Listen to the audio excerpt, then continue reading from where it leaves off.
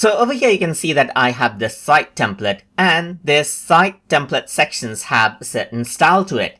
If you want to go ahead and change it, you can go to the style section right here and then go to sections. So here you can see that the first section height is set to full. You can go ahead and choose normal so that it's small, or you can go ahead and choose large or full right here, and depending on that you can see the style change out.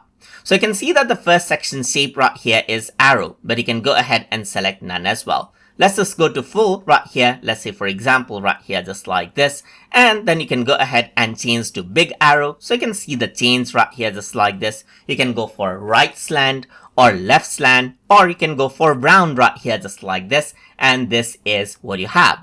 Apart from that, you can see that there's the content width which is set to wide, so you can choose full right here just like this, and you can also go for normal right here just like this, and go for narrow as well, so that the content distribution is changed out accordingly. You can also go around over here onto large right here just like this in padding, so you can have more space, or small right here just like this. There's the content alignment which is aligned to the center right here. You can go ahead and align it to the left right here, as you can see, align it to the right as well as needed, or center as you want.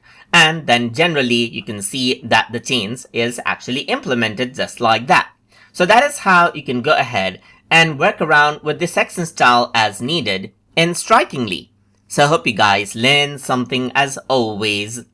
And as always, please like, comment, share, and subscribe.